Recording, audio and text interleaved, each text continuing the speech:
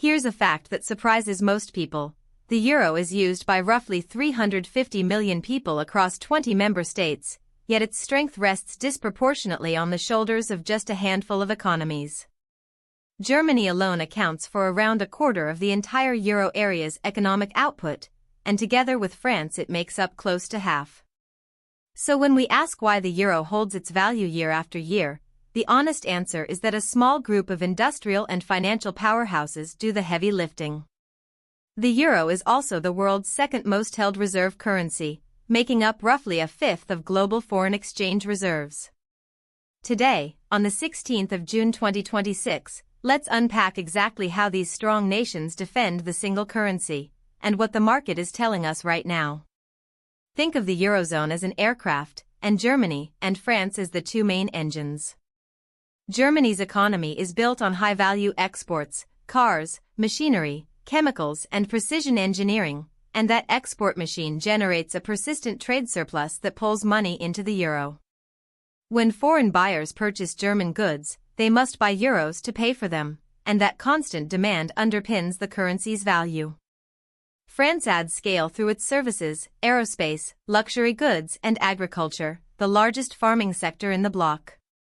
Crucially, both countries carry strong sovereign credit ratings, with Germany's bonds treated as the safe haven benchmark of the entire region. When investors trust a country's debt, they trust its currency, and that trust radiates outward to every nation sharing the euro. No single nation controls the euro. That job belongs to the European Central Bank, headquartered in Frankfurt. The ECB's primary mandate is price stability, defined as inflation of 2% over the medium term. It defends the euro's value chiefly through interest rates. When inflation runs hot, the bank raises rates, which makes holding euros more attractive and cools demand. When the economy weakens, it cuts rates to encourage borrowing and spending. After the inflation spike of 2022 and 2023, the ECB lifted its deposit rate to a record 4%, then began easing through 2024 and 2025 as price pressures faded. Every rate decision sends ripples through bond markets, mortgages, and exchange rates across all 20 member states, which is why traders worldwide watch the ECB's governing council meetings so closely. A shared currency only works if members play by shared rules. The Stability and Growth Pact asks countries to keep budget deficits below 3% of economic output and public debt below 60%. These guardrails exist to stop one reckless government from undermining everyone else's money. The stronger economies, Germany, the Netherlands, and others with healthier balance sheets, effectively anchor the system, lending it credibility even when smaller members struggle. We saw the importance of this during the debt crisis of the early 2010s, when Greece, Portugal, and Ireland needed bailouts. The euro survived because the powerful core stood behind it, and reforms like the European Stability Mechanism were created to act as a financial firewall for the future. Here's something many overlook: a currency's strength is partly self-reinforcing.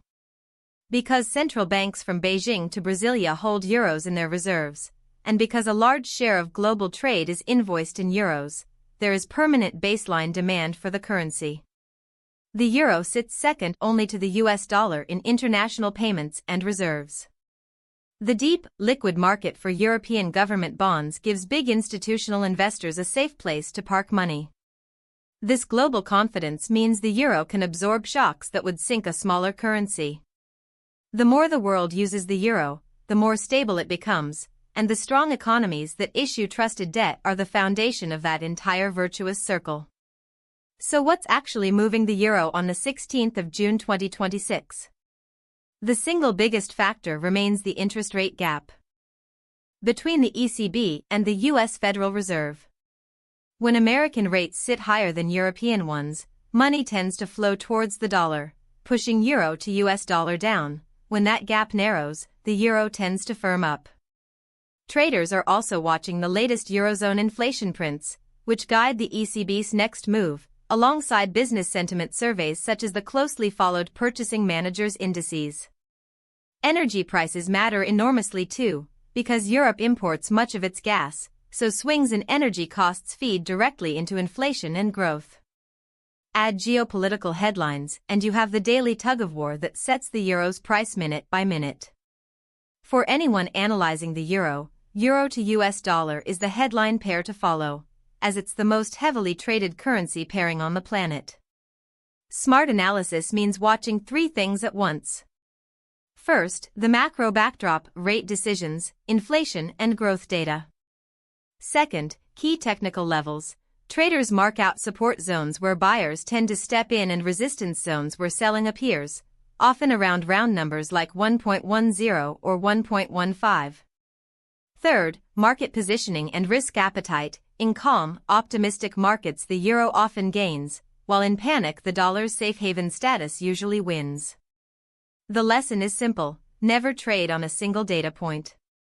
Combine the fundamentals with the chart and the broader mood to build a complete picture. Let's bring it together. The euro stays strong not by accident but by design, anchored by industrial powerhouses like Germany and France, guarded by an independent central bank with a clear inflation target, disciplined by shared fiscal rules, and trusted by the entire world as a reserve currency. On any given day, including today, its price is decided by the interplay of interest rates, inflation, energy, and global sentiment. If you want to understand where the euro is heading, watch the ECB, watch the data, and watch that rate gap with the dollar. The single currency has weathered crises that many predicted would destroy it, and its resilience comes down to one thing: the collective strength and credibility of the nations that stand behind it.